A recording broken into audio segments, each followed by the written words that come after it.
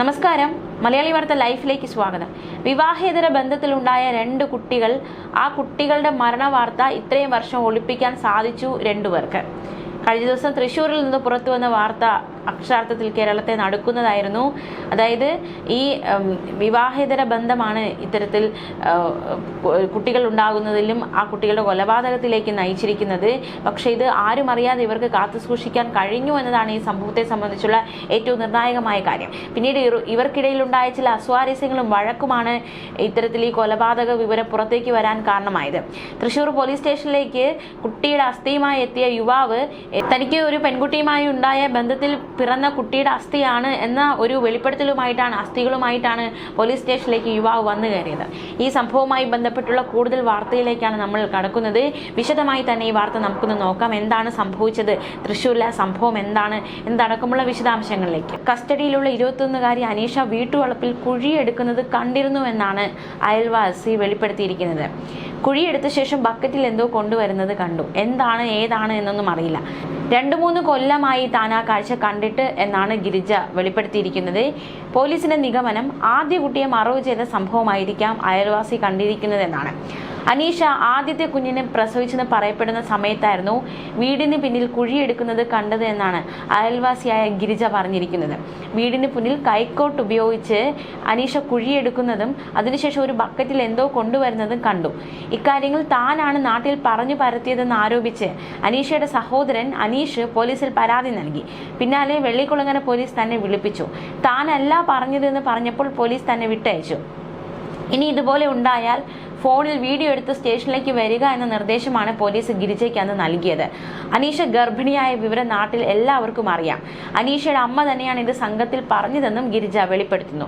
ഗിരിജയുടെ സാക്ഷി മൊഴി rural SP B കൃഷ്ണകുമാറും സ്ഥിരീകരിച്ചു. ഗിരിജയുടെ വീട്ടിൽ പോലീസ് എത്തി മൊഴിയെടുത്തു. മാത്രമല്ല, ഇപ്പോൾ ഏറ്റവും നിർണായകമാകുന്നത് അനീഷയുടെ മൊഴി പുറത്തു വന്നിരിക്കുകയാണ്. അതായത് ആദ്യ കുഞ്ഞിനെ കുഴിച്ചിടാൻ വീടിന്റെ പിൻഭാഗമാണ് കുഴിയെടുത്തത്.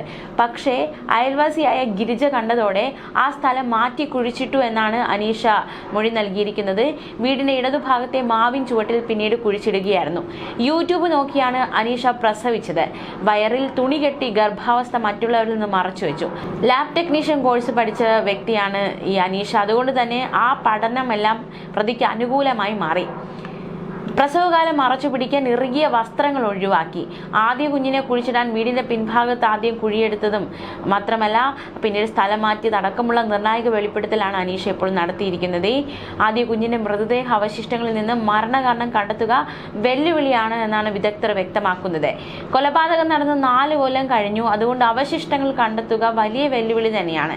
ശ്വാസം മുട്ടിച്ചാണ് കുട്ടിയെ കൊലപ്പെടുത്തിയത് എന്നാണ് ഈ അനീഷയുടെ മൊഴി. ശ്വാസം മുട്ടിച്ച് കൊലപ്പെടുത്തിയതിന്റെ അടയാളങ്ങൾ കണ്ടെത്തുകയാണ് വിദഗ്ധർക്ക് മുന്നിൽ പ്രയാസമായി മാറിയിരിക്കുന്നത്. എന്തായാലും വിദഗ്ധ അഭിപ്രായം തേടുകയാണ് പോലീസ്. കുഞ്ഞുങ്ങളെ സംസ്കരിച്ച കുഴി തുറന്ന് പരിശോധന നടത്താനുള്ള നീക്കമാണ് പോലീസ് ഇപ്പോൾ നടത്തുന്നത്. പ്രതികളായ അനീഷയെയും ഭവിനെയും കോടതിയിൽ ഹാജരാക്കും. അതേസമയം അനീഷയുടെ അമ്മയുടെ പ്രതികരണം വന്നിട്ടുണ്ട്. അമ്മ പറയുന്നത് ഇപ്രകാരമാണ്: കുഞ്ഞിനെ അനീഷ കൊന്നിട്ടുണ്ടെന്ന കാര്യം അറിയില്ല എന്നാണ് അനീഷയുടെ അമ്മയുടെ പ്രതികരണം. ഭവിനും അനീഷയും തമ്മിൽ പ്രണയമാണെന്ന് അറിയാമായിരുന്നു. അനീഷ ഗർഭിണിയാണെന്ന് അറിഞ്ഞിരുന്നില്ല. തനിക്ക് ഇഷ്ടമില്ലാത്തതിനാൽ അനീഷയ്ക്ക് ഭവിനുമായി ബന്ധമില്ലെന്ന് കരുതിയിരുന്നു. എന്തായാലും അനീഷയുടെ അമ്മ ഈ ബന്ധത്തെ എതിർത്തിരുന്നു എന്നാണ് അമ്മയുടെ ഒരു മൊഴിയിൽ നിന്ന് മനസ്സിലാക്കാൻ സാധിക്കുന്നത്. നവജാത ശിശുക്കളുടെ മാതാപിതാക്കളായ അനീഷയും ഭവിയും പോലീസിന്റെ കസ്റ്റഡിയിലാണുള്ളത്. സംഭവത്തെക്കുറിച്ച് യാതൊന്നും അറിയില്ല എന്നാണ് അനീഷയുടെ അമ്മ സുമതി പറയുന്നത്. ഭവിയുമായി അടുപ്പത്തിലായിരുന്നുവെന്ന് വീട്ടുകാർക്ക് അറിയാമായിരുന്നു. എന്നാൽ ചില തർക്കങ്ങൾ ഉണ്ടായിരുന്നു. അതുകൊണ്ട് ഈ ബന്ധം വേണ്ട എന്ന് വീട്ടുകാർ അനീഷയോട് പറഞ്ഞു. പക്ഷേ 2 തവണ പ്രസവിച്ചു എന്ന് വീട്ടുകാർക്ക് അറിയില്ലായിരുന്നു. ഈ പോലീസുകാർ രാവിലെ വീട്ടിലെത്തി അനീഷയെ കൂട്ടിക്കൊണ്ടു പോയപ്പോൾ മാത്രമാണ് വീട്ടുകാരും സംഭവങ്ങൾ അറിയുന്നത്. തുടർന്നുള്ള സംഭവങ്ങളെക്കുറിച്ച് മറ്റുള്ളവർ പറഞ്ഞ അറിവ് മാത്രമാണ് വീട്ടുകാർക്കും ഉള്ളത്. കുഞ്ഞിനെ കുഴിച്ചിട്ട സ്ഥലത്തെക്കുറിച്ച് ചോദിച്ചപ്പോൾ അങ്ങനെയൊന്നും ഉണ്ടായിട്ടില്ല എന്നായിരുന്നു വീട്ടുകാർ പ്രതികരിച്ചത്. എന്തായാലും ഭവിൻ പോലീസ് സ്റ്റേഷനിൽ എത്തിച്ച അസ്ഥികൾ കുഞ്ഞുങ്ങളുടെ തന്നെയാണെന്ന് പോലീസ് കണ്ടെത്തി. വീട്ടുകാർ അറിയാതെയാണ് 2 പ്രസവവും നടന്നതെന്നാണ് യുവതി പോലീസിനോട് പറഞ്ഞത്. ആദ്യം കുഞ്ഞിന്റെ മൃതദേഹം അനീഷയുടെ വീട്ടിൽ കുഴിച്ചിട്ടു.